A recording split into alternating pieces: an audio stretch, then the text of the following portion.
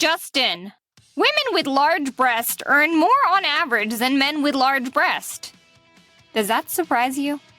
Here's to all you people with extra fat on the bones, but especially chunky men, guys with big bowls of SpaghettiOs, sitting on their belly watching Saturday morning cartoons. I think about how women get a free pass on being out of shape. You know, Tess Holliday. She's like America's Idol, but there's barely any slack for the dudes. I mean, can you name one fat guy that's kind of ogled at for being sexy and fat? And if you do name that one dude, are you considered to have some kind of weird fat fetish? But healthy at any size, unless you're a cis, out-of-shape man like the host of this show. Sorry, Steven. If you've ever recently worked in a corporate job, I'm sure you've had to undergo anti-discrimination training. Usually it's held once a year. You're probably watching some ridiculous prompts on your computer about these people that just make these obscene comments that possibly make you want to cry as you're doing the training. But it never mentions sizeism. Possibly the most rampant and the most acceptable form of discrimination.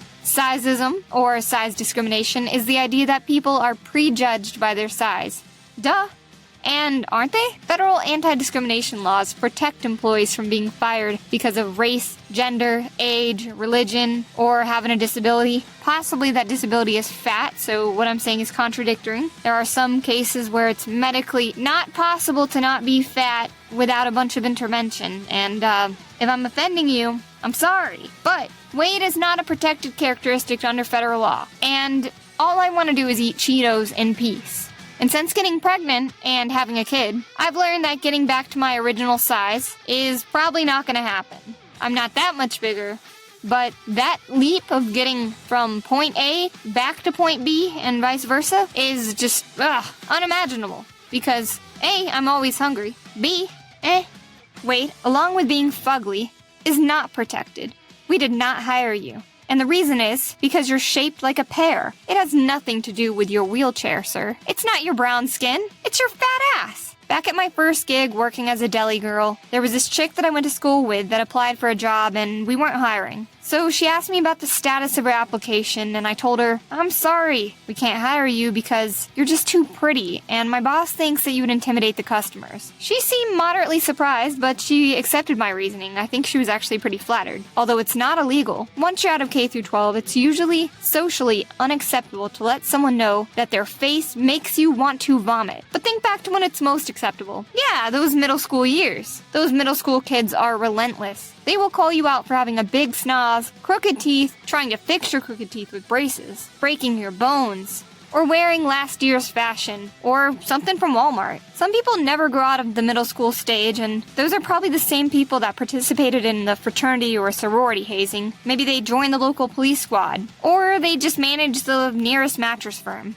I'm not proud of judging people by the way they look. I wish it wasn't the case. But hot damn, it's basically impossible not to. Oh wait, in modern society, there is kind of this new solution. You know, it's this thing where you wear a mask every freaking day, and what's the point of paying for rhinoplasty when you can get a 10-cent chin diaper and simultaneously save the world? I mean, you can then take the cost that you would have spent on the rhinoplasty and buy more Cheetos, more Doritos, more Bagel-ritos. But wait, the mask can't hide the body, not even the booty. What about a single boobie?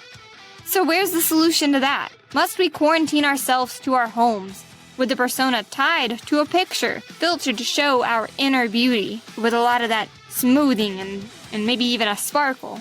Until hobos and elites have intercourse shamelessly, we will always be discriminating. The only takeaway I got for you is that you'll always find someone less attractive or more attractive, and you'll always be judged by the way you look. Anyone that says otherwise is a lying piece of shit. There's only one thing you can do to make yourself feel better. Surround yourself with the ugliest looking people that you can find, and you'll always be the hottest bitch in the room. There will be somebody born that outranks you from wherever you sit in this hotness totem pole. You might lose your job because of it, or you might get your job because of it. But it's definitely not because you are brown, or because you have a wheelchair, or because you believe in Satan. So, it's of course not because those things are illegal, right? And laws, they actually prevent us from doing anything that's illegal. That's what I'm told. If you create a law, it's gonna prevent people from doing anything to contradict it. because this rant was going somewhere. It was supposed to go somewhere, and then I just got distracted looking in the mirror at the most attractive person I could find in my house. And it was me. Regardless of your crooked teeth, your fat bottom jeans, your boots with the fur, you're right there, and that's exactly where you need to be.